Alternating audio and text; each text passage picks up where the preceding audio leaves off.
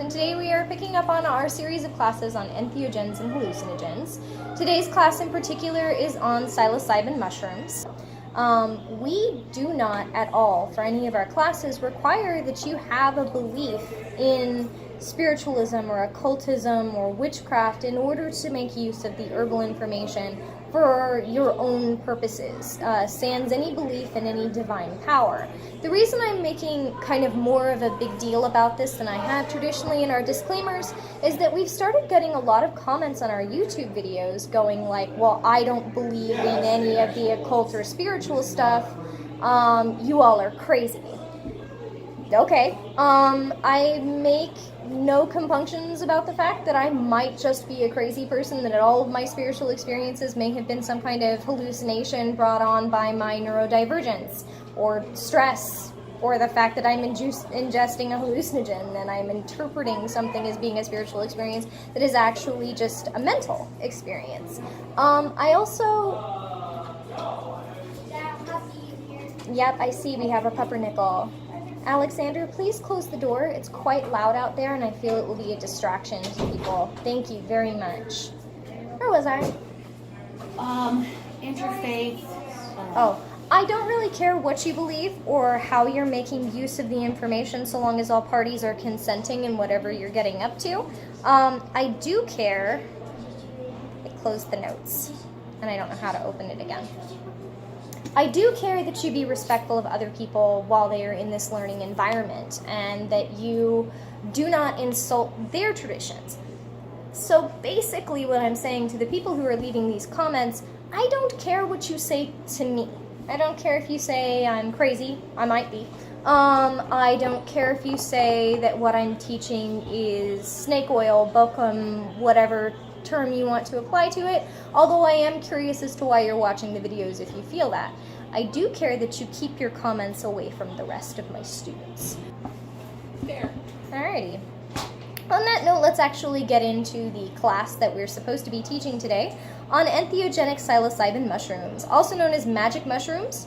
They are a family of psychoactive mushrooms that contain the psychedelic tryptamine psilocybin. Psilocybin mushrooms occur on every single continent and consist of more than 200...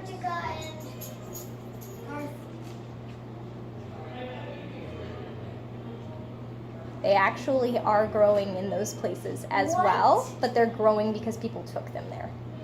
Okay, so, but I get your point.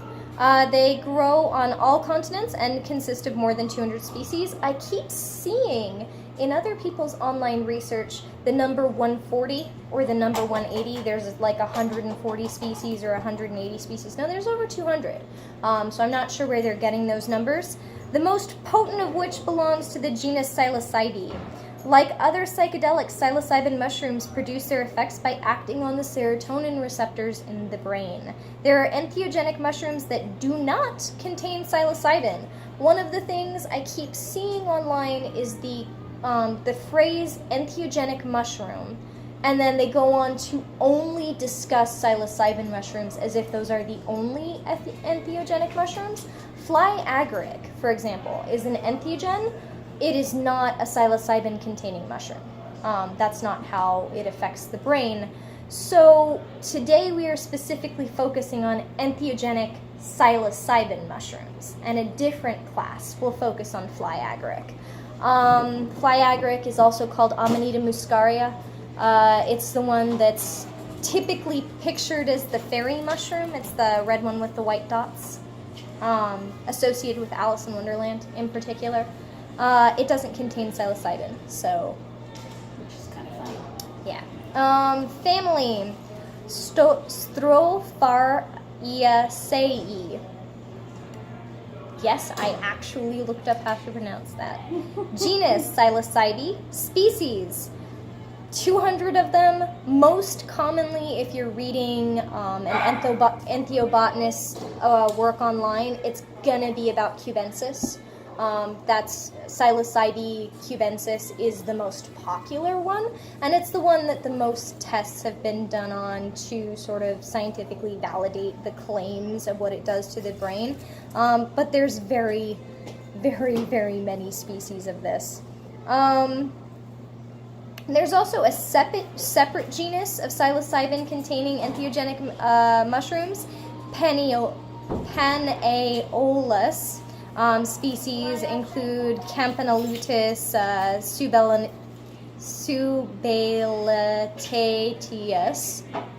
I can pronounce Latin. I only took 4 years. Common names: shrooms, magic mushrooms, sacred mushrooms, tionanactol, little smoke, purple passion. Etymology: the name of the genus Psilocybe comes from the Greek words psilos, and bear, which means bear, and cube, which means head, warped into New Latin to form psilocybe. Literally translated, this means bear head, which most likely refers to their appearance, or at least that's the standard theory of the etymology. But considering that historically these have been used to open the mind and bear it to itself, it could definitely also be a reference to how they act as an entheogen. And I'm not sure why we've all decided that the etymological reference is just to their appearance. Although I will grant people that they do kind of look like bald men sticking up out of the ground. So, the most psychoactive compounds found in psilocybin mushrooms are psilocybin and psilocybin, which are discussed at length throughout the next portion of this. The original Greek spellings for these are Psilocybin and Psilocin, while the Latin spellings are Psilocybine and Psilocine.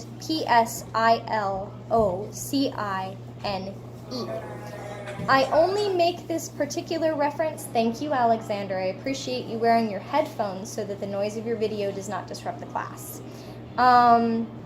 is that if you're doing any kind of research in Europe, for example, you're going to find the E at the end, similar to how theater is spelled differently, and if you're in the United States, most people will use the Greek spelling.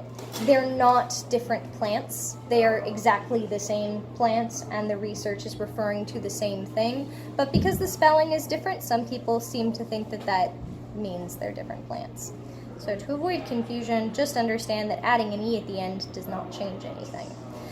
Etymology of the other common names.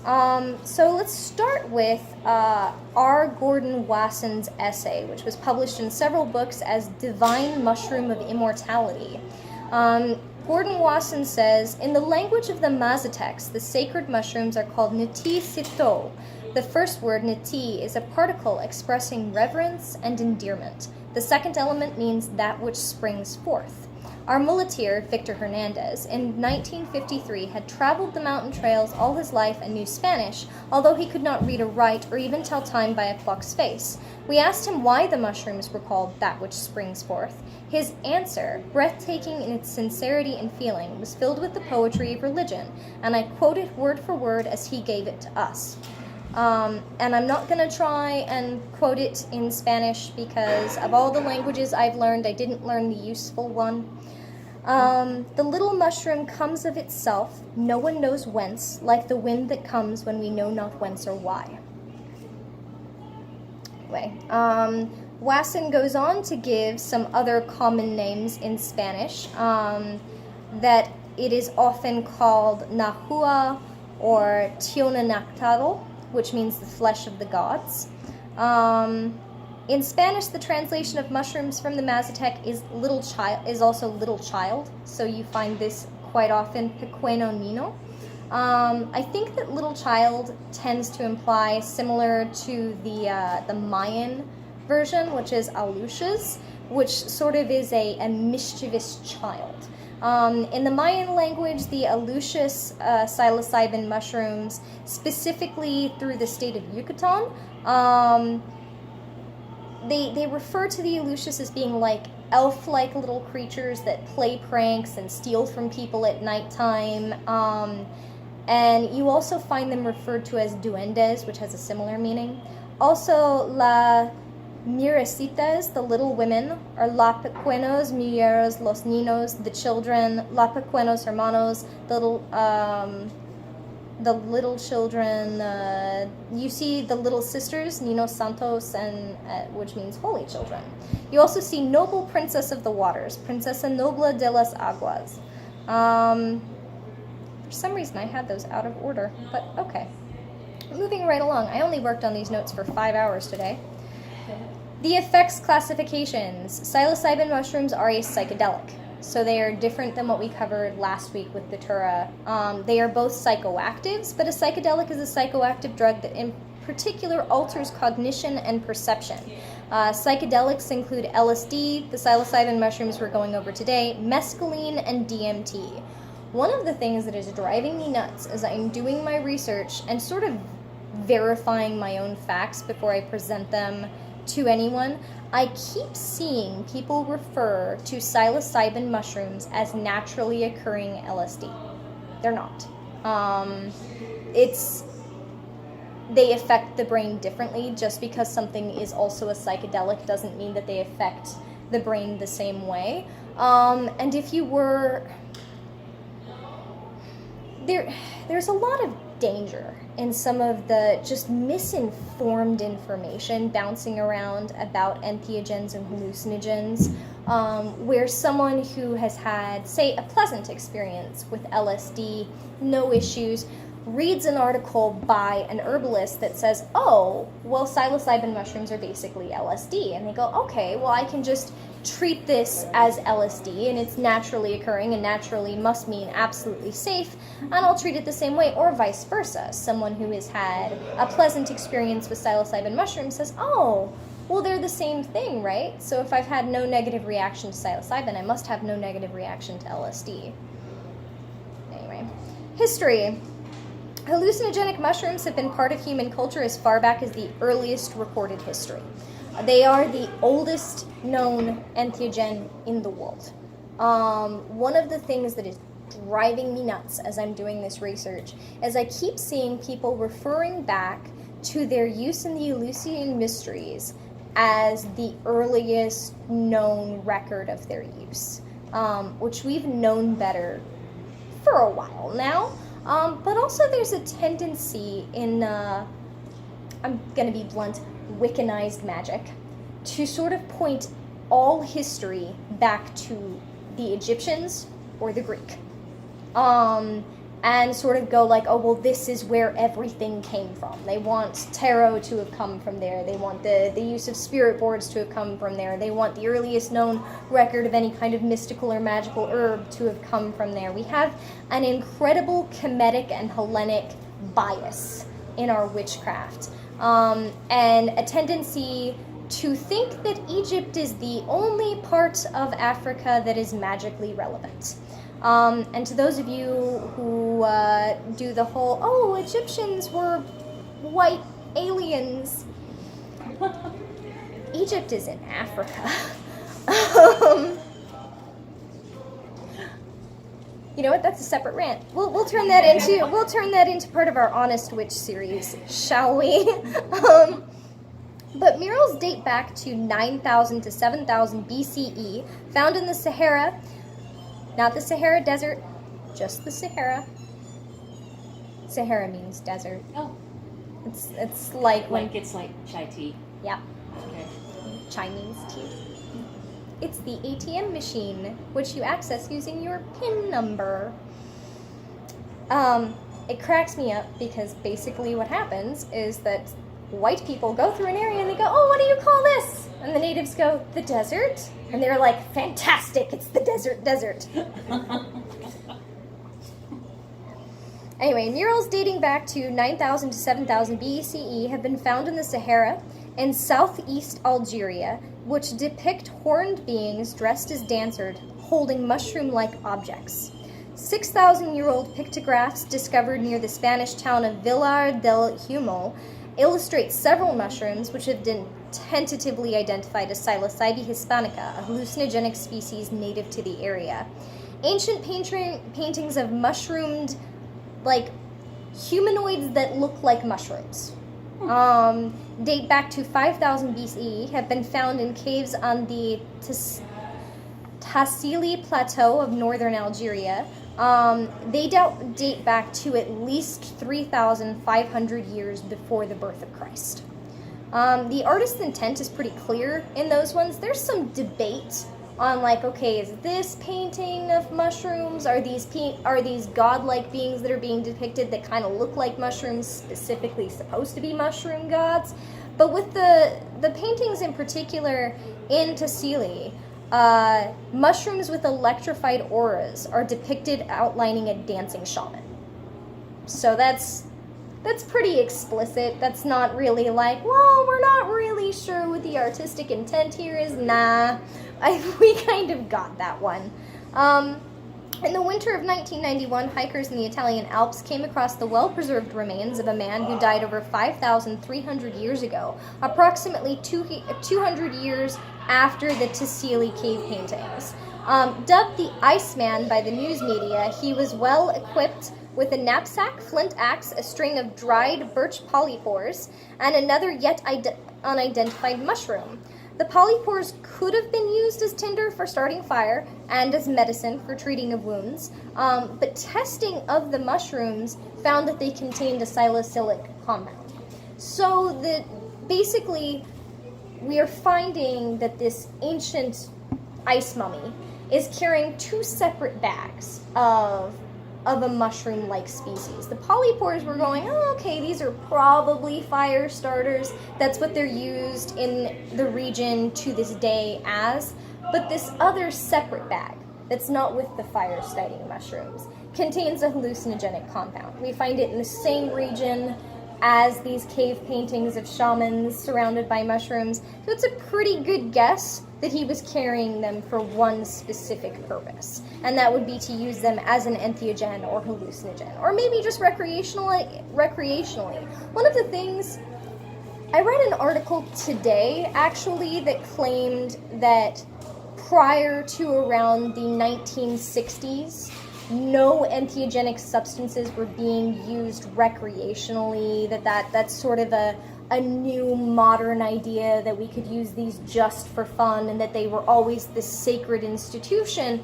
And don't get me wrong, we're definitely losing some of the sacred meaning behind herbalism as it's dying out, as it's not being taught. It's also being taught with ridiculous misinformation. Yahoo Answers is not your friend. Reddit is not your friend when it comes to accurate herbalism information. But in particular, no, even if we're just using the example of tobacco through the 1600s to the 1800s in recreational use through Eastern and Western Europe, or even further back when it was recreational in the Arab countries, tobacco is an entheogen. It's definitely been used recreationally for a while. But the idea that our ancestors were somehow these stolid persons who never had any fun and everything was a sacred event and nothing was ever recreational is really a limited perspective. And I think it may come from the fact that nobody smiled in Victorian era photographs. Couldn't. They could. That's actually... Well, but they'd have to hold it for minutes. No, pretty rapidly after the camera was invented, they got faster and faster and faster. It was a cultural thing. If you look at photographs taken in, say, China, during the exact same period as the Victorians were standing very still and very regal, we have pictures of people smiling, kissing, hugging. There's a really famous picture called Man Smiling While Eating Rice. And he's got his bowl of rice and his chopsticks, and he's got this broad grin on his face. And it's a black and white picture from the Victorian era in China, taken with the same camera equipment that everyone was like, but you'd have to have held it for so long. They rapidly improved on the length of time it took to take a photograph. If you look at the pictures taken of the Lakota, the Dakota, they're smiling. Although those are hard to find, because it's almost like Americans don't want accurate information on native culture getting out. Shocking, I know. But in particular, Victorians treated going to get your portrait done the same way as going to get your portrait done It was a serious affair, culturally and socially. It was supposed to be a way for your descendants to remember you, so you dressed in your finest clothing, you stood up, and you were very proper. Unfortunately, this seems to have created a cultural idea that our ancestors were more proper than us. I keep seeing these Tumblr posts where they're like pictures of your grandparents, pictures of you that your grandchildren will find, sort of shaming people for taking fan culture photos or photos of themselves in their underwear. And I'm always tempted to dig out some really odd Victorian photos and send them back, because the Victorians were just as kinky and freaky as we are. One of the first uses of moving pictures was a porno. Yep. It turns out that people have always been people. And we have always been writing vulgar things on walls. We have always been obsessed with dirty jokes, and we have always used entheogenic substances recreationally as well as sacredly. And that was sort of a long tangent, and I apologize for that. Central and Southern American cultures built temples to mushroom gods and carved mushroom stones, which are basically a deification of the mushroom itself as a god. So the same way that you would have a statue of a saint in your house, they had statues of mushrooms in their homes. These stone carvings in the shape of mushrooms, or in which figures are depicted under the cap of a mushroom, have been dated to as early as 1,000 to 500 BCE. So 1,000 years before the transition to Common Era in dating, people were worshipping mushrooms. The purpose of these sculptures isn't, like, one of the things that bugs me is that quite a few of them resemble a sexual tool. And there's some debate amongst cultural anthropologists. They're sort of going, well, they were religious iconography. These ones that just happen to look like phalluses, that's because mushrooms look like phalluses. They would never have been used for that. Not every culture shares our obsession with keeping sex private and not acknowledging vaginas as a thing. Just because something might have been used as a dildo does not mean that it's not a sacred object. Anyway, moving right along. Actually, through Mesoamerica, we have found some fascinating spiritual sexual portrayals, like cups where the person is holding a giant phallus, and if you don't drink from the tip of the phallus, it's designed to spill all over you. Yeah, so Mesoamerica definitely had some interesting ideas about the unification of sex and spirituality. Anyway, moving right along. It is really loud out there. For over 2 millennia, thousands of pilgrims journeyed 14 miles from Athens to Eleusis, paying the equivalent of a month's wages for the privilege of attending the annual ceremony of the Eleusinian Mysteries. Aristotle, Plato, and Sophocles all participated in religious ceremonies at Eleusis. The pilgrims were ritually harassed on their journey to the temple, apparently in some good humor. It doesn't seem like this was some kind of a terrifying gauntlet that if they didn't pass, they weren't able to take part in the mysteries. Upon arriving at the temple, they gathered in the initiation hall, where a great telestrian was. Inside the temple, pilgrims sat in rows that descended stepways to a hidden central chamber from which fungal concoction was served. Specifically, we believe that the Eleusinian Mysteries made use of psilocybin mushrooms. That is the current accepted anthropological theory as to what the Eleusinian Mysteries used as their hallucinogenic psychoactive compound. Unfortunately, that's about all we know. We know that the Eleusinian Mysteries involved the walk to Eleusis. We know that people stayed overnight. We know that they ingested the compound, and we know that they were led in groups through a ritual. The problem is that the punishment for describing the ritual was death. So nobody did. The Eleusinian Mysteries are one of the most fascinating mystery cults that have ever existed, in that we know that people of all walks of life participated in them. We know that it wasn't just scholars, it wasn't just philosophers, it wasn't just politicians or spiritual practitioners. All manner of people made this journey, were willing to be ritually harassed on their way to do so, were willing to take the secret of the mysteries to their grave. Yeah. Also, the worst way to keep a secret is to tell someone it's secret. So what kind of experience would you have to go through where every person was willing to keep that secret? How's my laptop? Is it okay? Fantastic. Are you okay? $2,000 laptop. I'm sure it'll be fine.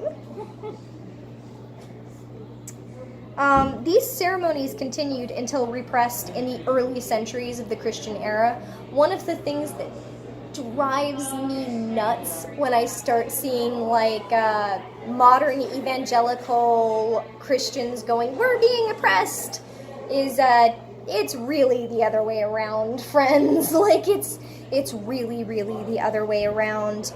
And in particular, we don't know some of the details of the ceremony, not just because everyone who participated took it to its grave, but because everyone who led the participation was driven underground and put to death if they were caught. So it was literally eradicated. Anyway, just the profound impact that the Eleusinian mysteries must have had. If you think about the impact of Hellenic culture on Western civilization as a whole, and that most of the people that we credit with, say, the study of the structure of a republic, which was foundational to the founding of the United States, went through that ceremony. And we don't know anything about it. The Mixtec culture of central Mexico worshipped many gods, one of which was known as Piltzintecutli, or seven flowers, was the god of hallucinatory plants, especially the divine mushroom. In particular, not only was this figure the ruler of these plants, but if you ingested it, you literally were said to step into his world, to go into the universe of him as a god. Not only was he said to have a sphere of influence, but the sphere of influence was literally his personal universe, like you walked into his consciousness, and his consciousness was many worlds. And when you were to step out of this consciousness, it would have changed your own. Yeah, cool. Anyway, the Vienna Codex, which comes from the 13th or 15th century, depicts the ritual use of mushrooms by the Mixtecs, showing Piltzintecutli and seven other gods holding mushrooms in their hands. The Aztec people had a closely related god of the Entheogens, Xochipilli, Prince of Flowers, who was the divine patron of the flowery dream, as the Aztecs called the ritual hallucinatory trance. The Aztecs used a number of plant hallucinogens, including the psilocybin mushrooms, morning glory seeds, datura, and what gets called tree datura, but which is actually brugmansia, peyote, and mixithyl grain. They may have used such plants as salvia divinorum as well. We don't know for sure.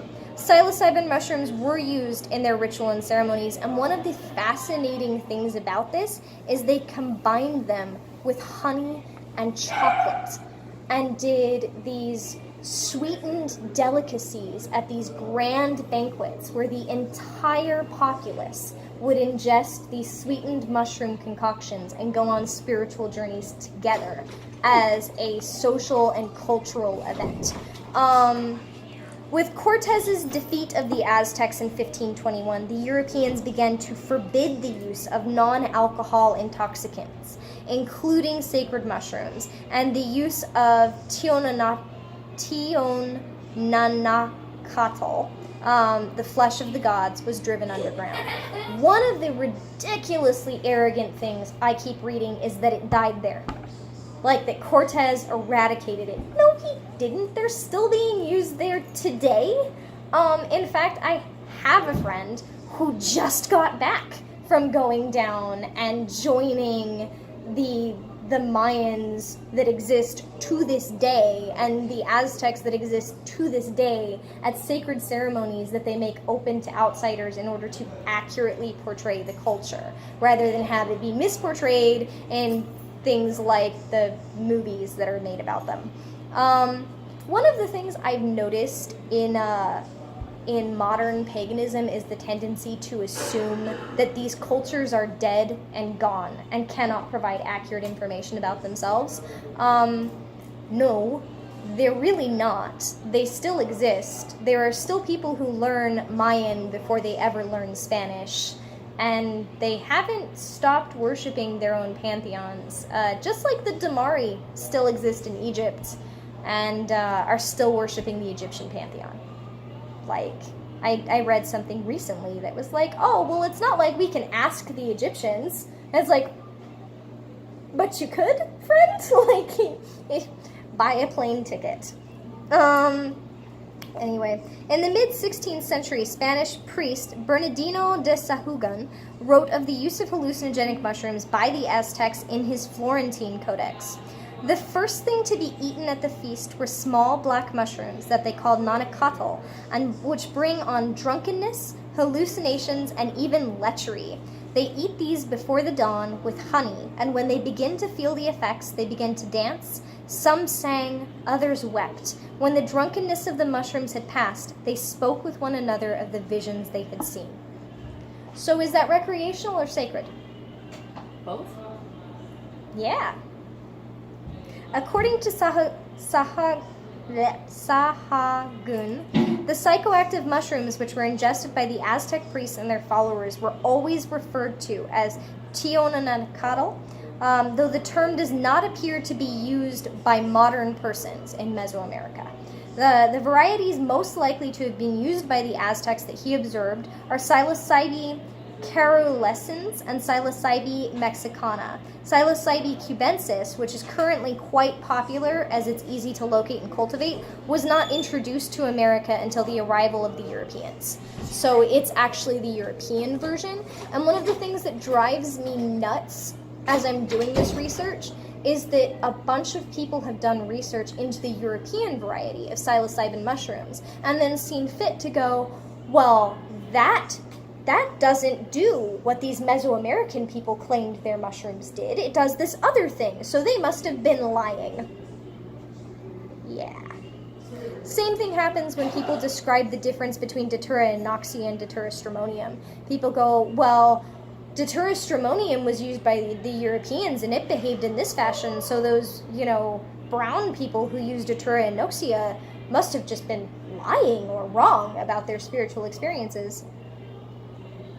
Moving right along.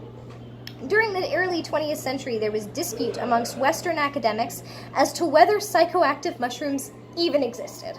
Though Sahagun had mentioned the psilocybin mushrooms in his diaries, an American botanist, William Safford, argued he had mistaken dried peyote buttons for mushrooms.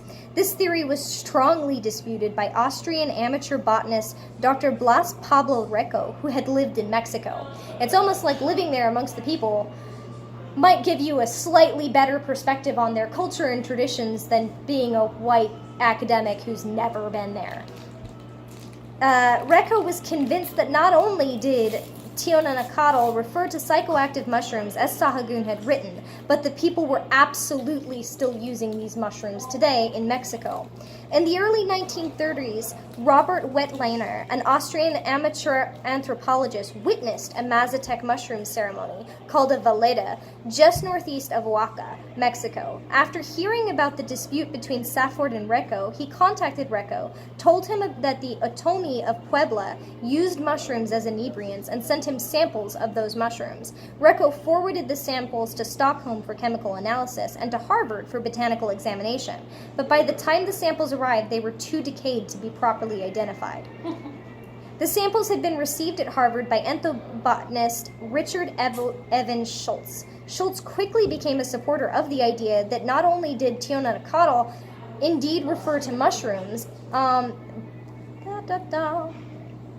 but that there needed to be further work done to identify the mushrooms. In 1938, Schultz and Reiko went to Mexico, and after hearing reports of Mazatec veredas near Huatl de Jimenez, northeast of Oaxaca, they collected specimens of Panellus sphinctrinus, which was reported to be the primary psychoactive mushrooms used by the Mazatecs. They also collected Psilocybe cubensis, Psilocybe carolis. You know what? They collected a bunch of different versions, including Psilocybe mexicana, all of which were deposited in the Harvard Herbarium. While the first sample was identified as psychoactive, only 2 analyses detected indole alkaloids in the species, while hundreds of other analyses had not detected any activity whatsoever. The problem with this, basically, because that was a lot of scientific information that I dumped on you, they tested the wrong mushroom. And then basically said, oh, damn, I guess that there's no psychoactive compound in these mushrooms after all. And it cut a lot of the research, especially because right after that we went into World War II. And it didn't get picked up again until the 1950s, when amateur mycologist R. Gordon Wasson and his wife, Valentina Pavlovna, became interested in the traditional use of mushrooms in Mexico. In 1953, Wasson and a small group traveled to Huatl de Jimenez, where they observed an all-night ceremony under the guidance of a shaman named Don Aurelio.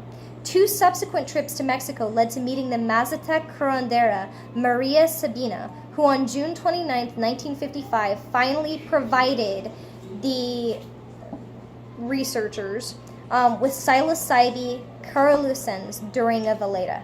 So they finally, people who were doing the ceremonies, and said, hey, can we please have a sample of what you're using so that we can go back to the Europeans and be like, nah, really, there's something going on here that we should understand. In 1956, Heim requested help from Sandoz in extracting the active ingredients of the mushrooms. Albert Hoffman, a research chemist at Sandoz, soon isolated psilocybin and psilocybin and developed a synthesis technique. Wasson continued to travel to Oaxaca over the next few years, and Roger Heim published a description of a Mazatec veleda and 7 varieties of psilocybin mushrooms in the May 13, 1957 issue of Life magazine. Popular information about the mushrooms soon spread. Unfortunately, or fortunately, depending upon who you asked, 1957, we go, oh no, really? These mushrooms not only exist, but they induce this particular psychoactive experience. They are one of the most effective psychedelic compounds we've ever discovered. Not only that, but we can synthesize it now. We can make artificial psilocybin, we can make artificial psilocybin, and this is what it does. What came on the heels of 1957? The psychedelic movement. Oh, in the 60s, yeah. Yeah. And the period that we now refer to in history as psychedelia. Like the period where all that art and all that music and etc. Unfortunately, because the compounds spread so rapidly through uneducated, not careful people, a lot of the information that came out during the 60s about how this is used as an entheogen isn't really accurate. Now we're starting to see research come back into it from a perspective both scientifically and spiritually. The problem with the stuff that comes out of the 60s is that people were taking whatever someone handed them in a Ziploc bag. And if they were writing down what happened to them, they often didn't know what they'd taken, what dosage they'd taken.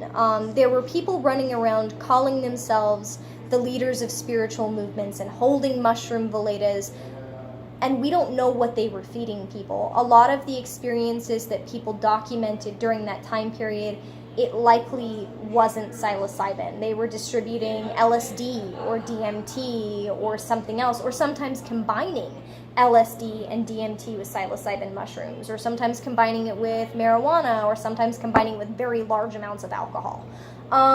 So the information that comes out of this period makes these huge, wild claims without any foundation, with us not knowing what they were really taking, what kind of guided spiritual experience they were going through, and it set back the research a lot. Now, one of the things that unfortunately came after this was a backlash and an outlawing of it, which is...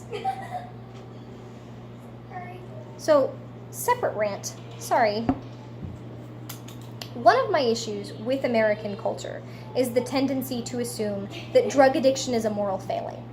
That we become drug addicted because there's something wrong with us, because we just can't resist it, because we're somehow broken individuals who are a leech upon society, rather than that society itself is broken and people are looking for band-aids on issues that need stitches.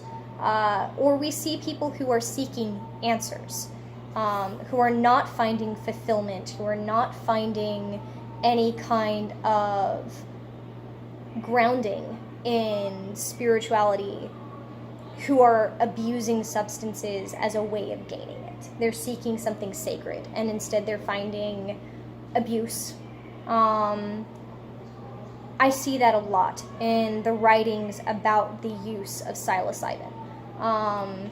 Where you have someone come along who says, I have the way, I have the answers, and I'm going to give you these psychedelic compounds, and I'm going to walk you through these ceremonies, and after that you'll have become, enlightened, and that ends up turning into someone getting very, very lost and very, very abused. And if not chemically addicted, because these tend not to be chemically addicting, then psychologically addicted. And a lot of what people think of when they think of magic mushrooms comes out of that movement in the 1960s. A lot of good came out of it too, but a lot of bad as well. Anyway, the use of mushrooms by diverse cultures was extensively and intensively studied by an investment banker, R. Gordon Wasson, that we've talked about already. Along with the French mycologist we already mentioned, Dr. Roger Heim, the research was published as psilocybin mushrooms in Mesoamerica and on amanita mushrooms in Eurasia and Siberia. His work spanned a lifetime passion. You can read everything from Mushrooms, Russia and History, The Wondrous Mushroom, Mycolatry in Mesoamerica, Maria Sabina and her Mazatec mushroom Valeda, and Persephone's Quest, Entheogens and the Origin of Religion, that he published. Unfortunately, he died on Christmas Day in 1986, but no one else has done the level of extensive research that Wasson did into these.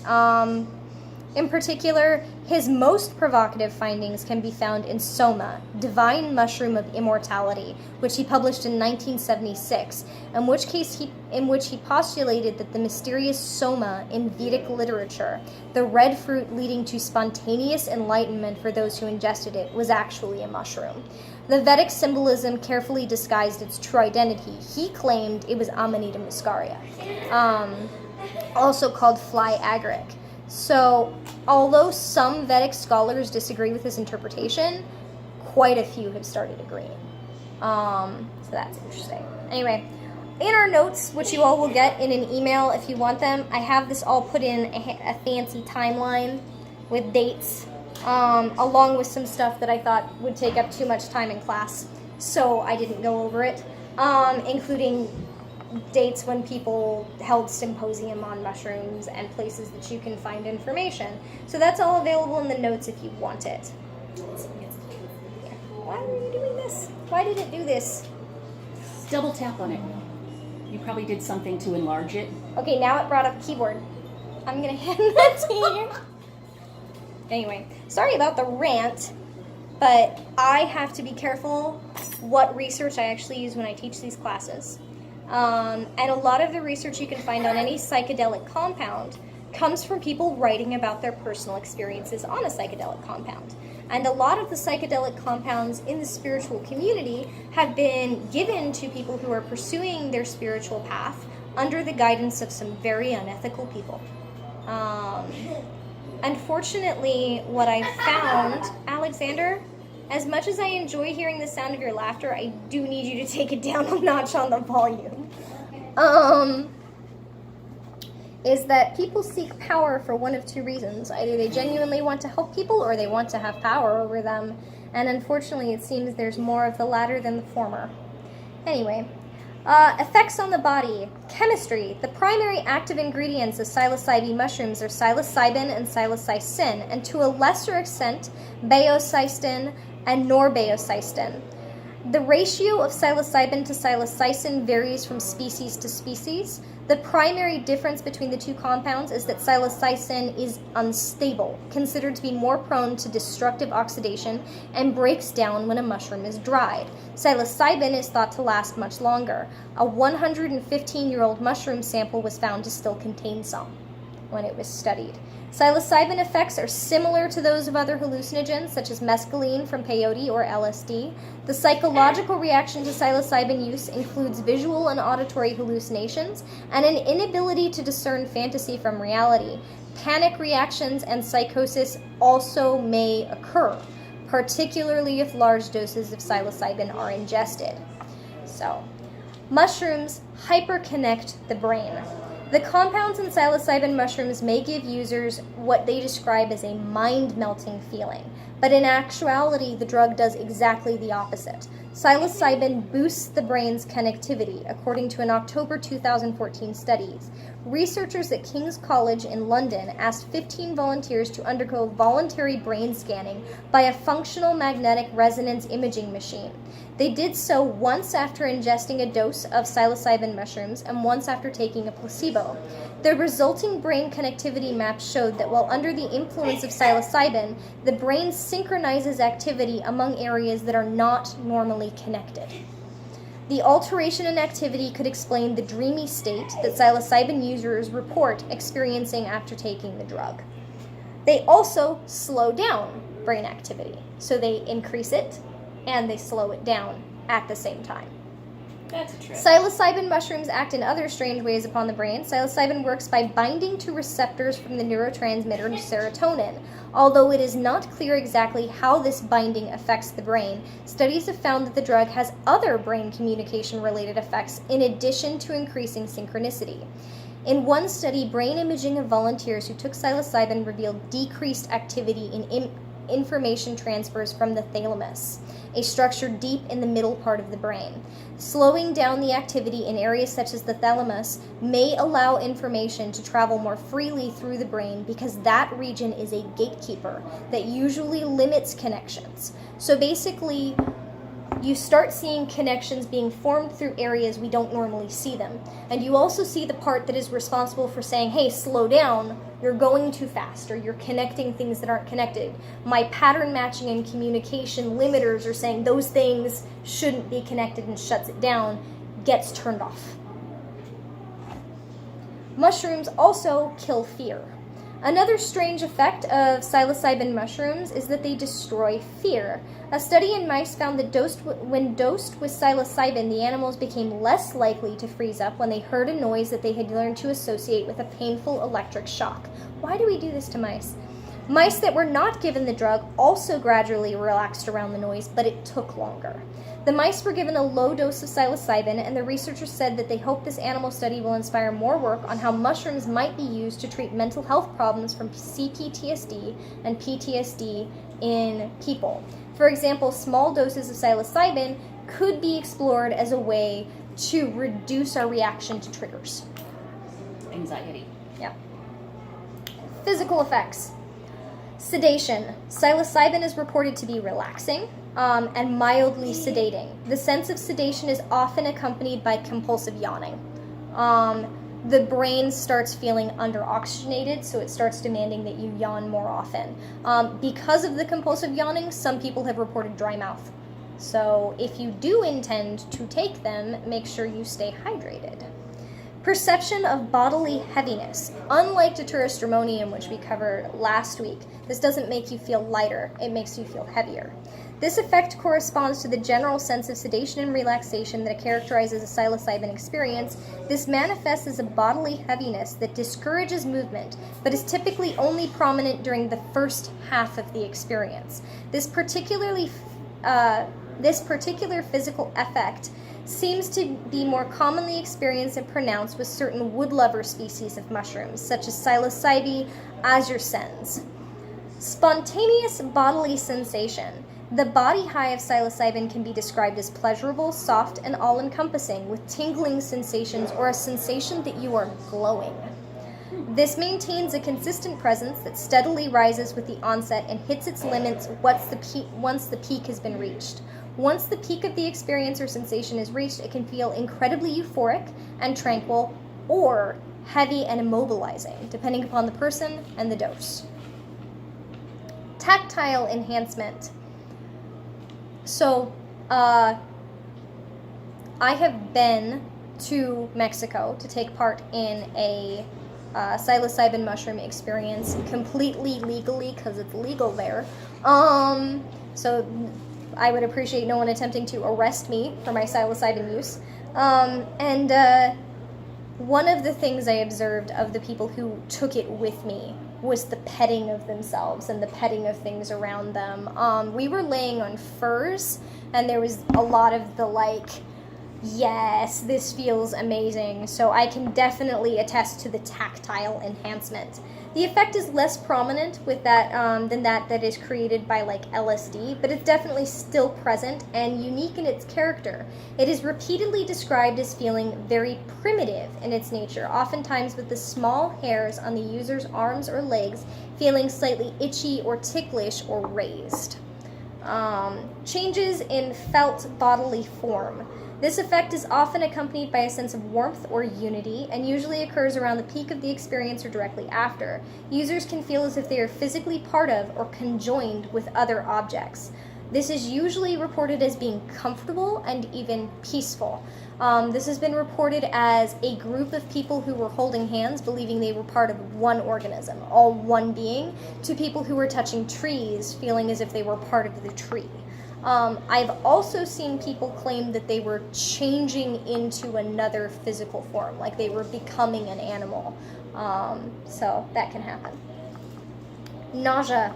This effect can be greatly lessened or even completely avoided if the individual has an empty stomach prior to ingestion. It is often recommended that one either refrain from eating for approximately 6 to 8 hours beforehand, or eat a light meal 3 to 4 hours before if they are feeling physically fatigued. Do not go into a psilocybin experience if you are feeling exhausted and fatigued. It's better to risk the food. Changes in felt gravity. People have reported either feeling as if there is more or less gravity than usual. They have also reported being able to feel the gravitational spin and rotation of the earth.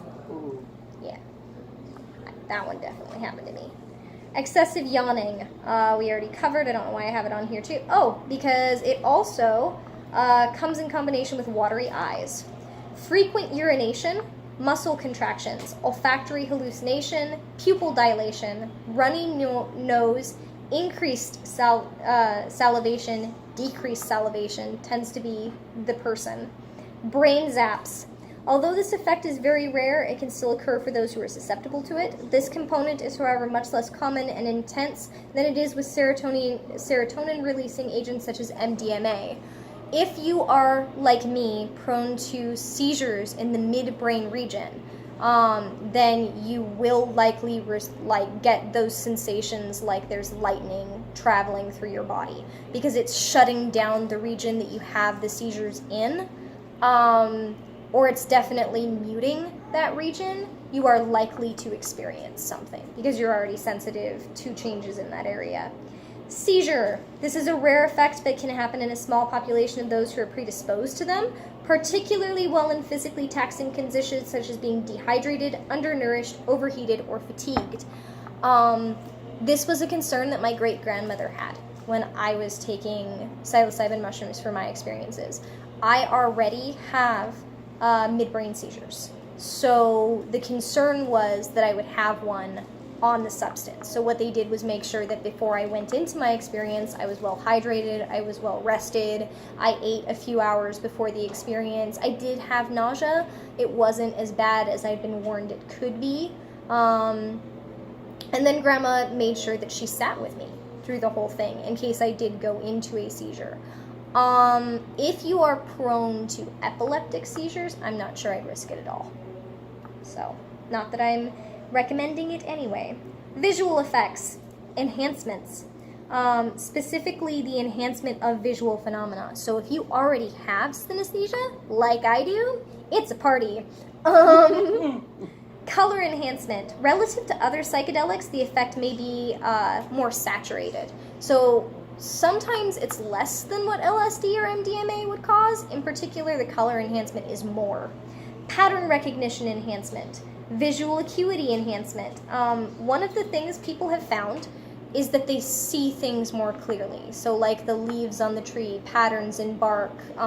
Suddenly they're aware of every bit of pollen on a flower. So that is not just popular media portraying that actually happens. Visual distortion, visual drifting, melting, flowing, breathing, morphing. Basically, the walls are breathing. The floor is rolling. One of the interesting things about psilocybin in particular is that most people don't report these as being terrifying or frightening. On LSD in particular, these can terrify people, this kind of visual hallucination that tends not to occur on psilocybin. Is everything all right, sweetheart? The laptop, yeah. Did it come unplugged? Yeah, this time. Ah, okay. You can turn it back on. Yeah, I did. Just visiting. Okay, you're gonna come visit? You can't see me. Yep, I can see you. Now they can definitely see you. Color shifting, color tinting, visual haze, diffraction, after images, symmetrical texture repetition. So if you're looking at a texture and then you turn to look at a different thing, the texture will follow you. So if I'm looking at this pattern, I'll see that on the wall. Depth perception distortion. What the heck is going on out there? Well, go find out. Geometry. The visual geometry produced by psilocybin mushrooms can be described as more similar in appearance to that of 4-ACO-DMT, ayahuasca, and 2CE rather than LSD or 2CB. It can be comprehensively described as viewing geometry around you in complexity of abstract form. So basically, rather than seeing as you normally would, your brain will literally pick up the geometry of things around you and be like, look at this. Look at how this is structured. Look at the complexity here. And then just sort of set it back down and move to another object. Yeah. In particular, this is consistent. Most people have reported this happening to them, where their brain will sort of pick up an object and be like, hey, look at this. From the perspective of, say that you're in a video game, and you can pick up an object and rotate it around and look at it. Mm-hmm. It's like that. And people have reported this about massive objects, things they would not be able to pick up, like temples. Like the entire temple was picked up and unfolded for them and showed them its complexity in form. Yeah. Hallucinatory states, if you hadn't caught on. Feelings of transformation. Internal hallucinations, autonomous entities setting sceneries, landscapes, and perspective hallucinations and complete scenarios and plots. Particularly if someone is a dark environment and took a relatively high dose of psilocybin, they will feel as if they fell into an entirely complete internal world that has a cast of characters, a plot, a narrative, and is independent of the external reality. One of the things that the person who led my ceremony insisted on was that these worlds were real. They absolutely insisted that this was a world that you were in conjunction with in the form of like a lemniscate, where this was the world you were used to, your own internal reality, and at some point you met this other world and could branch off and explore it. The person who led my ceremony insisted that every person is born in many, many worlds at once, and that psilocybin enables you to step into the other worlds you were born in and to move around in the body you would have there. And actually, they insisted that the reason why the experience you have on psilocybin doesn't always take you to the same world, not unless you learn to sort of mentally steer it, was because you were born into many and not just one. So if you don't learn to steer it towards one particular world, you pop up in a variety of different ones you've been born in. To those of you who've spent any time with me enough to know the names of my spirit guardians and that they came from a particular world, yeah, I totally went there on my psilocybin experience, but it was not the first time I went there. It was just one of the times I went there. In particular, I don't care whether you're in the skeptic's corner, the atheist, the agnostic, the secular corner, and you're going, well, it's just an experience in the same way if you were to visualize a novel that you were writing or a fantasy world you were creating. It would be as if George R.R. Martin could mentally step into Game of Thrones and talk with characters he created. That doesn't mean it's not a valuable experience. If your perspective on this is that you're really just meeting aspects of your own psyche, having a conversation with aspects of your own psyche can be deeply valuable. If you're sort of on the opinion, sort of straddling the line, like, oh, okay, so it's an alternate timeline and you're suddenly able to perceive that. Okay. I don't have an investment on your opinion of this. Anyway, one of the things that was fascinating about reading people's experiences as I was putting together this is that every person who wrote about it said that they were autonomous, that they could control what they were doing in that world, that they were in a body and could move it around and could eat things and talk to people, regardless of their personal, religious, spiritual, atheist. It didn't matter what culture, religion, tradition they came from. Everyone that I read said they were autonomous in that world. Yeah, I thought that was interesting. Some people experience a science fiction setting, some people experience a fantasy setting, some people experience a completely nonsensical setting like Alice in Wonderland, and some people reported a transcendental nature like conversations with God or conversations with their own beliefs, like where they went into an internal world and met with 18 versions of themselves and sat and had conversations. Yeah. External hallucinations, autonomous entities, settings, scenarios, and landscapes. In particular, again, dark environments and a relatively high dose create lucid, believable, interactive hallucinations. Most people describe themselves talking to a being that appears to them. Now, again, I don't care if you're in the skeptic's corner and you're sort of like, well, it's a hallucination. They made up something to talk to. All right. Does that mean that that's not a valuable experience? The belief that, oh, it's all in your head, so that makes it invalid. Everything you are is in your head. Whether or not you love someone or hate someone is in your head. So whether you like chocolate's in your head. Anyway, cognitive effects. It is really loud out there. And if it's going to be this loud every time we do class, I'm not sure we'll be able to continue doing them here. I'm trying not to let it distract me. I don't know how I'm doing. You're doing good. Thanks. The cognitive effects and general headspace of psilocybin is described by many as extremely relaxing, profound, and valuable. That was used a lot. It was a valuable experience. I'm glad I went through it. It taught me things. I read that a lot. It tends to be energetic and stimulating, although significantly less clear-headed than commonly used tryptamines such as DMT and ayahuasca. So, on DMT and ayahuasca, you're very much present in your head. You understand that what you're going through has been influenced by a substance. You can sort of have a lucid bit of yourself sitting back going like, all right, I'm observing what I'm going through. This doesn't do that. You are injected into the experience on a more personal level.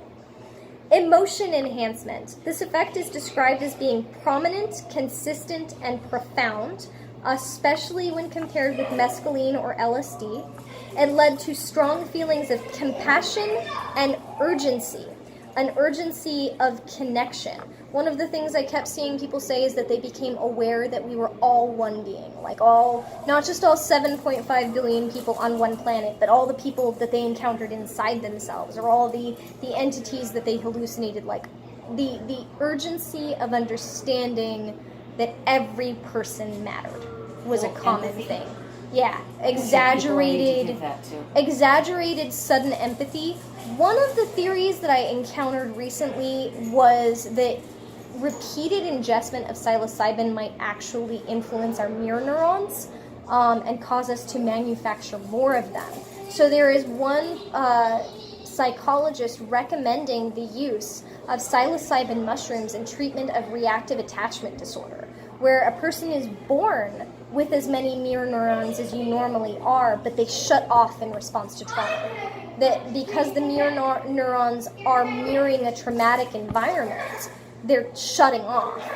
And that psilocybin might be a way of reawakening them and allowing someone who has reactive attachment disorder to form normal emotional bonds with people.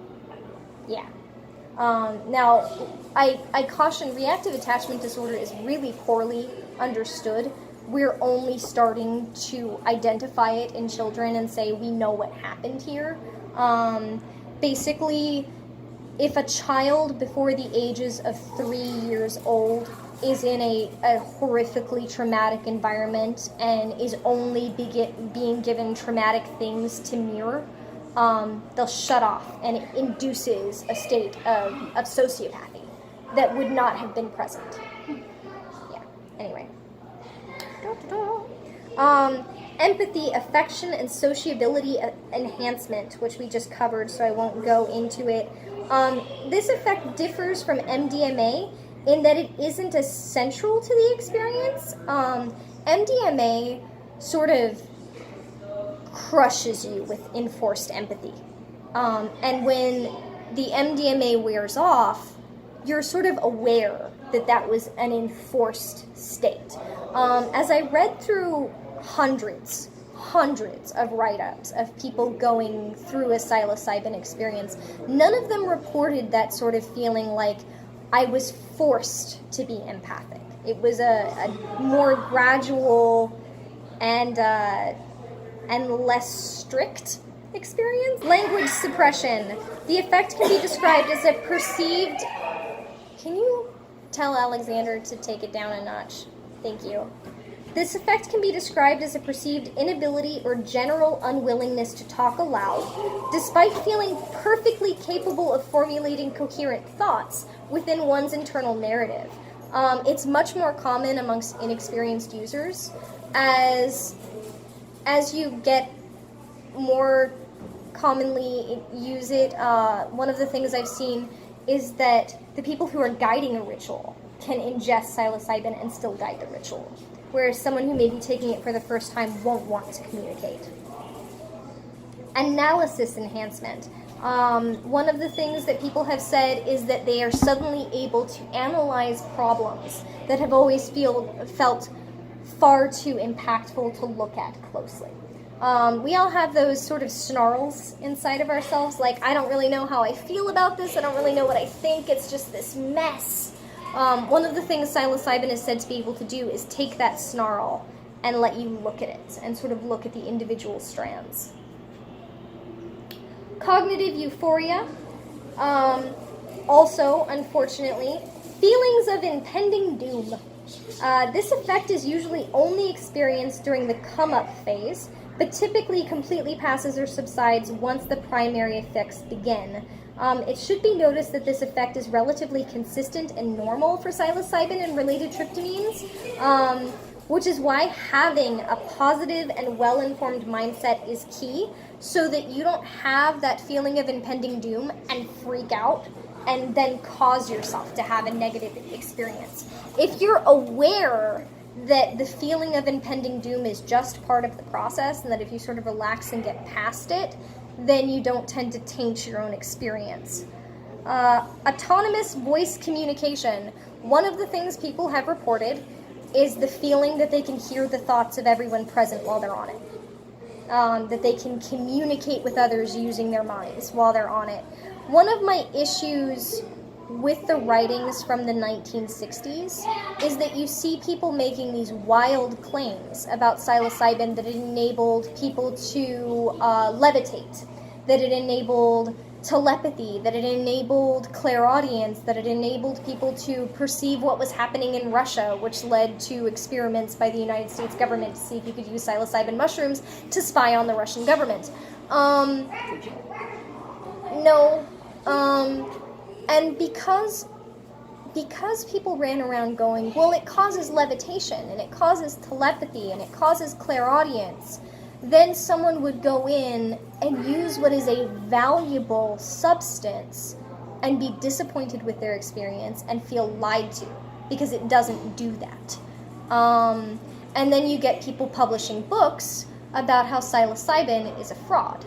And then you get people working to forbid research into it for the things that it really does benefit. So I'm not a big fan of misinformation in general, but in particular when misinformation is used to A, make a lot of false promises to people who are seeking spiritual answers, and then B, that misinformation is used as justification to shut down valuable research, then I have a big problem with it. It's the same way when people claim that ginger cures cancer. Anyway, suggestibility enhancement. Be careful who you do this substance with. It makes you respond to suggestions.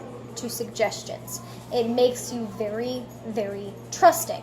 If you have a responsible person leading your experience, this enables them to use your trust to give you a positive experience, to guide you to perceive the things you're seeking to perceive.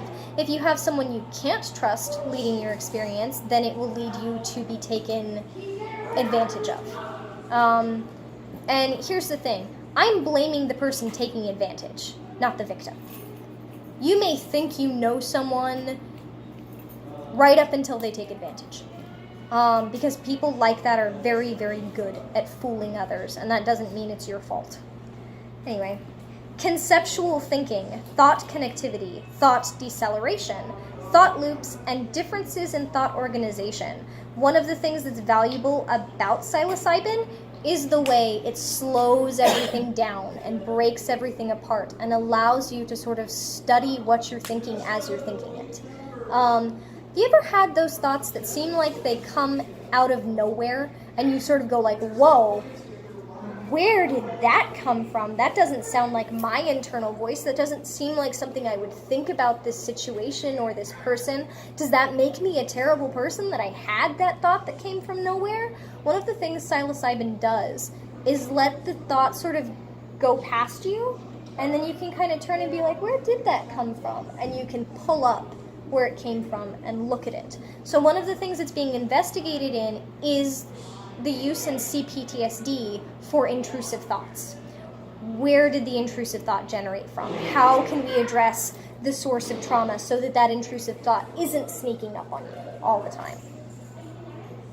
Memory enhancement and memory suppression, which is why it is important to have someone who is trained and who knows whether you're trying to get past a memory or explore a memory.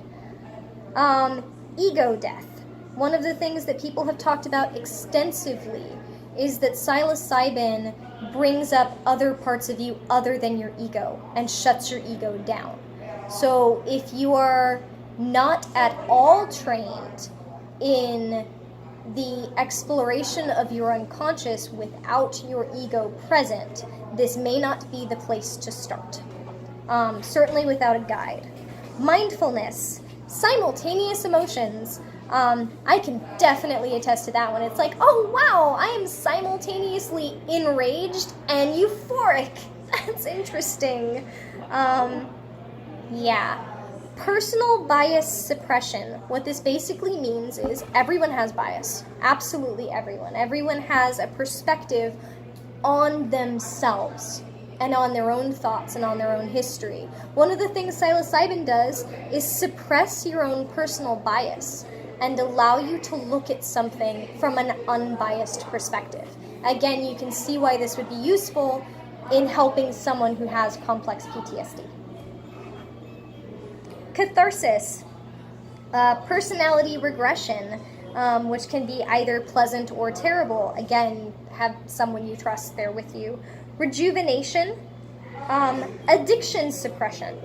One of the things that psilocybin's being investigated for is the ability to suppress addiction. And what they are finding in studies that are going on right now in the UK is that they can literally reset addiction in someone with psilocybin. They can take them back to just not being addicted anymore. Yeah. It's got outlawed in a lot of places. Auditory effects. Auditory enhancement, auditory distortion, auditory hallucination, multisensory effects, synesthesia, dosage independent intensity. What that basically means is sometimes it doesn't matter how much you took. It matters what state you were in psychologically when you took it. And you may sort of go like, but I took half as much as I took last time. How come the state I was in was so much more exaggerated? An experience of infinity. One of the reasons why this is cautioned against using with no experience in meditation, with no experience in mindfulness, is that some people have said that they experience spontaneous gnosis, the complete understanding of infinity, the universe and their place within it, and the universe's place within them, which can break your mind, and has done. There are people who have taken psilocybin and gone crazy.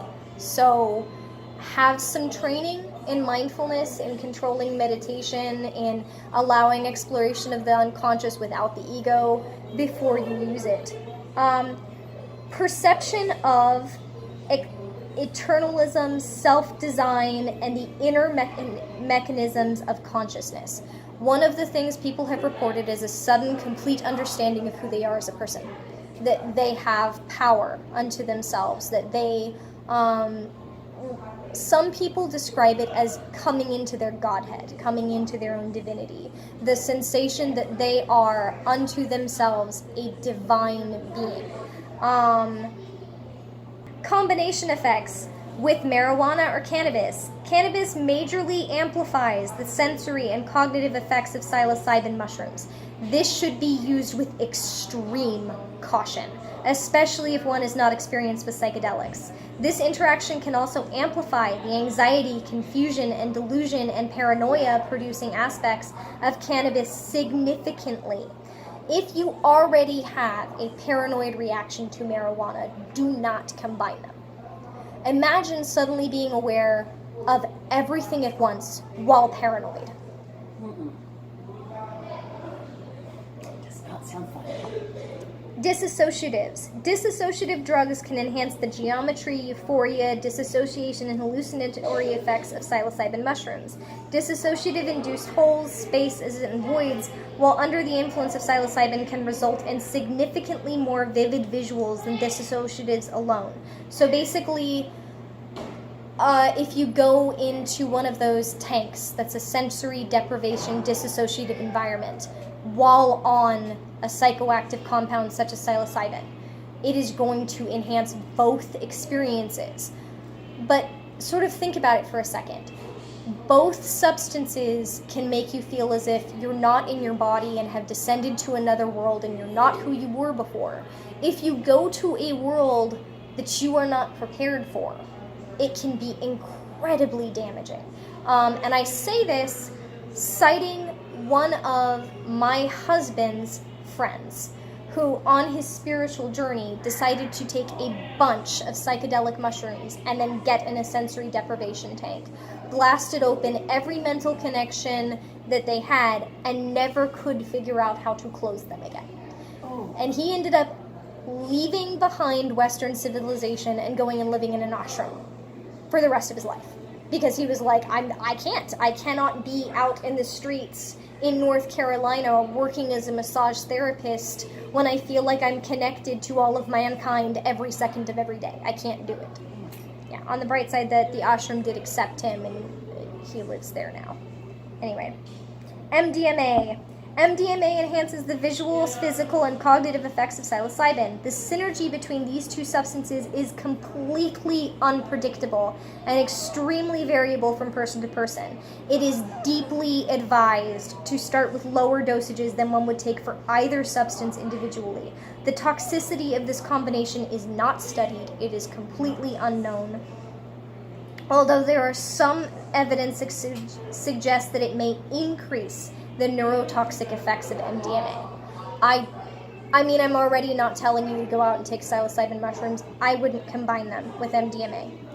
Alcohol. This interaction is not typically recommended due to alcohol's ability to cause dehydration, nausea, and physical fatigue, which can negatively affect an experience if taken in moderate to high dosages. This combination is, however, considered to be reasonably safe in low doses and when used responsibly, as it can take the edge off a trip.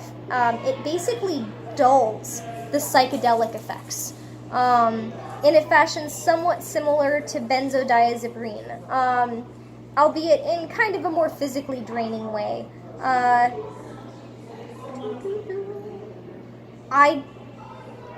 wouldn't combine it. Benzodiazepine, depending upon the doses, benzos can slightly to completely reduce the intensity of the cognitive, physical, and visual effects of the psilocybin trip. They can be very efficient at largely stopping or mitigating a bad trip at the cost of amnesia.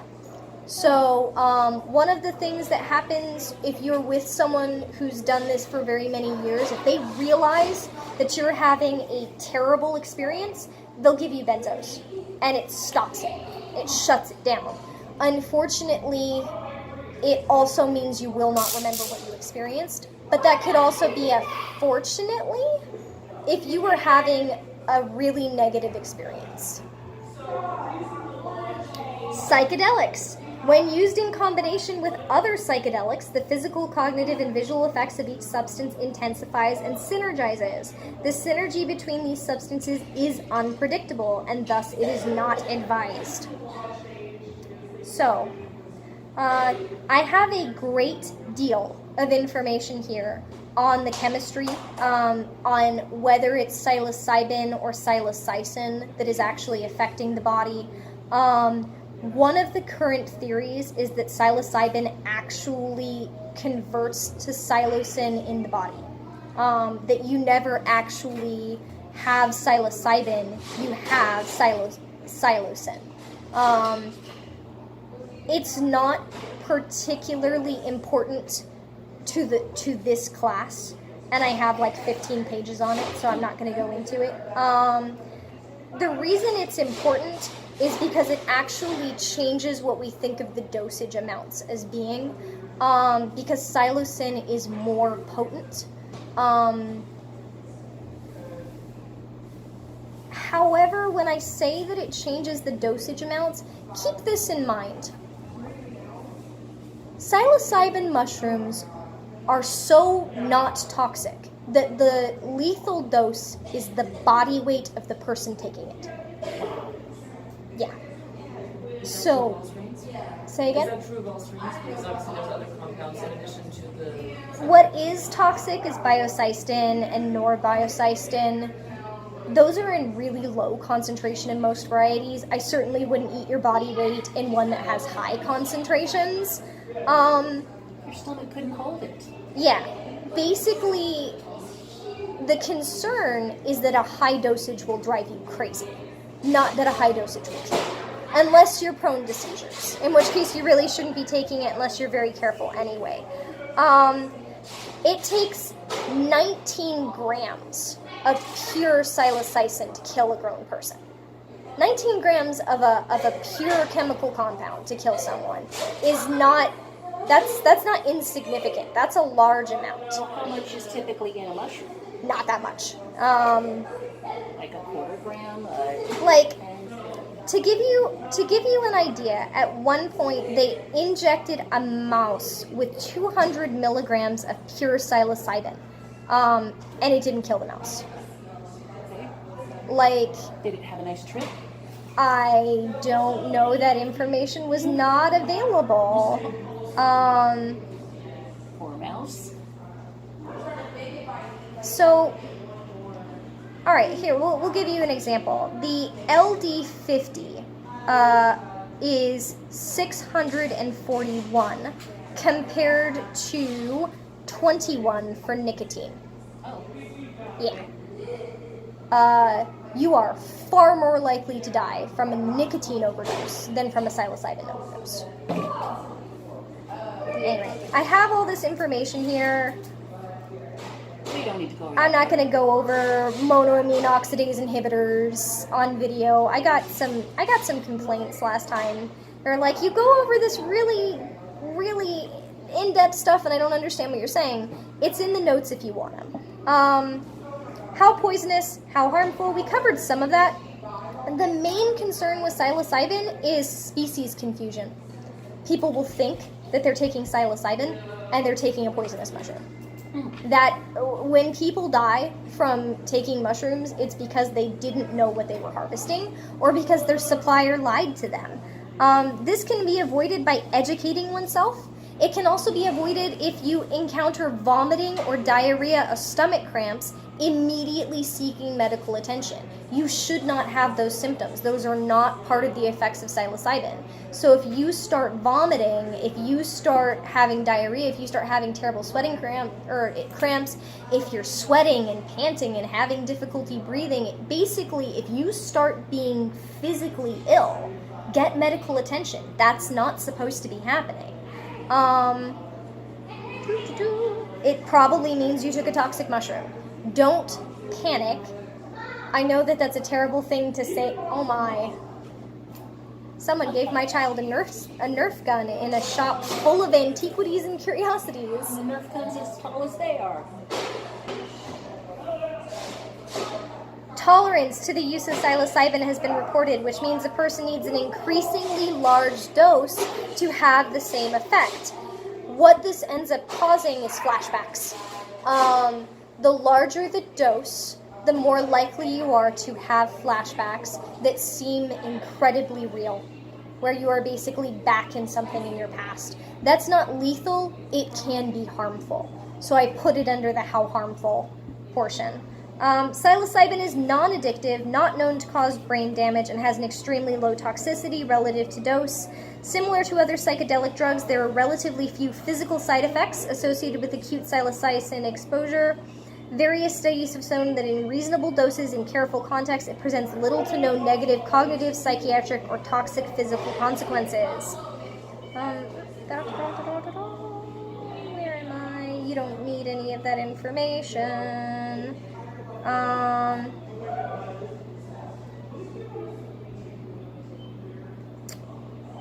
Tolerance and addiction potential. Psilocybin is not habit-forming with a low abuse potential, and the desire to use it can actually decrease with use. As people go through their psilocybin experiences, you tend to sort of feel like it taught you what it was going to teach you. There are some people who find it to be the opposite.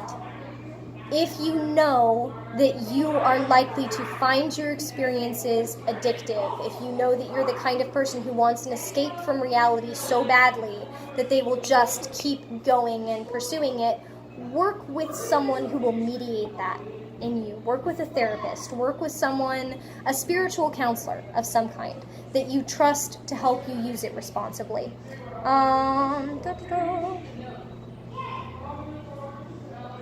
Dangerous interactions. Do not take psilocybin with tramadol. Do not take it with stimulants. Do not take it with lithium. I actually go into some of the reasons why, but basically you're talking either elevated risk of seizure or elevated risk of psychosis.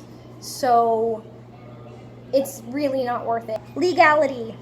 I went into it really in depth as to which nations it's legal to possess it but not legal to take it. Which nations it's legal to grow it but not legal to give it away. Which nations it's legal to obtain it but not legal to sell it. You don't really need any of that information during the course of this class, but to give you an idea, there's 3 pages on the legality. What I will say, it's illegal in the United States. Own, possess, To have buy. it, to have the paraphernalia associated with it, to sell it, to buy it. The only thing it's not illegal to do is have it growing in your yard, because they basically said, well, what if it just grows there and you didn't plant it? Because it does that. It's completely, several states have implemented paraphernalia law. So basically, you can't have anything related to the use of the psychoactive mushrooms. Yeah. So no bongs, no pipes, no needles, no growing equipment, no mushroom spores. Needles? Yes, Is some it people. injectable? Some people break it down into psilocybin and inject it. Oh, I just thought it was eat the mushroom. Yeah, I mean, okay, to give you an idea, when I use belladonna, when I use atropa belladonna, I tend to just use the plant and break it down in animal fat and blend that into an ointment and anoint myself with the ointment. I still know how to process it into atropine. Okay. I know that because as an herbalist, I should know that. Yeah. Especially an herbalist who's taking care of horses, in which case you want the atropine, not the plant. Anyway, mushroom hunting is another issue. There are places where it is illegal to hunt for mushrooms in the United States. Doesn't matter what kind of mushrooms you're hunting, it's just illegal. Some of that is because people want to make it illegal to gather the gourmet mushrooms that grow on their land. Some of it has to do with toxicity from soil contaminations and people not wanting to be responsible from someone dying because of toxic runoff. One of the concerns with harvesting mushrooms in the United States is that we have really poor environmental controls, really poor environmental enforcement, and you can gather a mushroom that would be safe to eat the mushroom, but which contains lead or contains some other kind of toxic runoff. There was a case where someone died from harvesting mushrooms because they had been grown where mine runoff was pumped. So it's just something to keep in mind. If you really have your heart set on doing this, it would be my recommendation that you go to somewhere where it is legal, that you find a spiritual practitioner who's doing guided experiences with it, and that you pay the fee to the person to participate, because then they will ensure that what they are giving you is as safe, like it is the mushroom it's supposed to be, it's not full of toxic runoff, and you're not going to get arrested. Mom, can I have a piece of candy? Yes. Hey. How long do mushrooms stay in your system? Common hallucinogens are not detected by standard drug abuse screens. If desired by legal authorities or medical personnel, it is possible to perform laboratory tests that can detect any drug, including psilocybin. When tested via urine, the psilocybin mushroom metabolite psilocin can stay in your system up to 3 days. However, metabolic rate, age, weight, medical conditions, drug tolerance, other drugs and medications used, that can vary. So if you're on certain medications, it'll actually make it last in your system longer. For example, if you have gastroesophageal reflux disease and you are on any of the acid suppressants, then it's going to last in your system for longer because the acid doesn't break it down as fast. And that's true of anything you're getting tested for. And it's a concern if you're on, say, morphine or any other kind of pain reliever, and they're doing the drug test to make sure you're not taking too much. Sometimes you'll show a higher concentration because your body's breaking it down differently because you're on something that suppresses the acid in your stomach. But it's not like Datura that can last for days. Datura can last for 3 weeks. No, it's not like that. A trip tends to be limited to anywhere between 6 and 12 hours, and it's out of your system in 3 or 4 days. Medicinal uses. I have good news. This year, the Food and Drug Administration has approved the use of the psychedelic ingredient psilocybin and psilocin for a drug trial for treatment of drug-resistant depression. Awesome. Yeah. The agency gave the green light to Compass Pathways, a life sciences firm, to perform clinical trials using psilocybin. They are testing it for in 12 to 15 research sites in North America and Europe, basically because there is a theory that it's the reset button to laconic depression. In particular, Alexander. sorry, when did you come unplugged? I apologize, my phone is dying.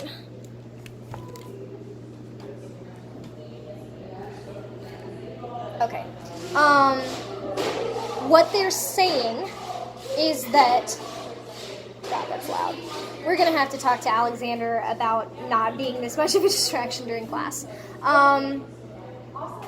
There are kinds of laconic depression, the long-term numb depression, that over time just stop responding to traditional medications for depression.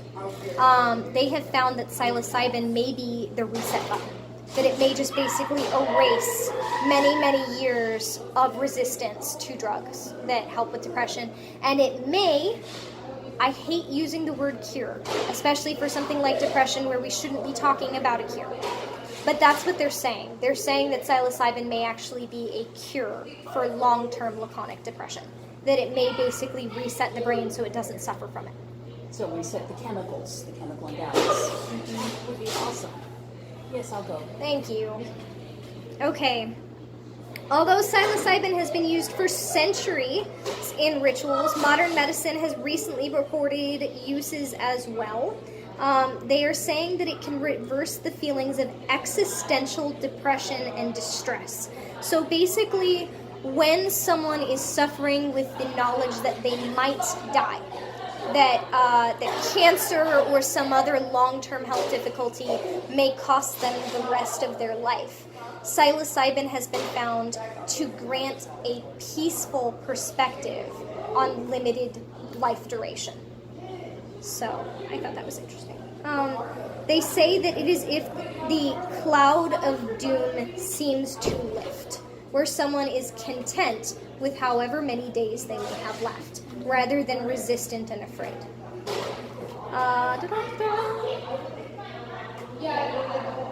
So they're trying it, like in NYU, 29 patients with advanced cancer were given either a single dose of psilocybin or the B vitamin known as niacin.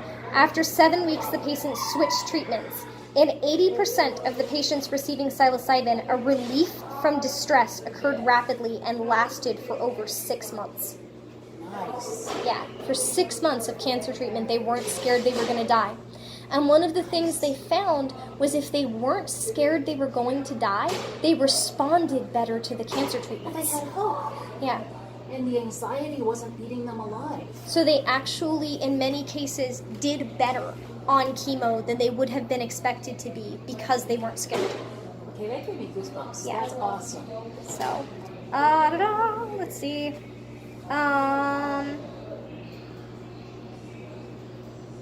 They have found that in cases of severe anxiety or conditions such as my own OCPD, that a single dose of psilocybin can create positive personality change in 60% of patients that lasts at least a year.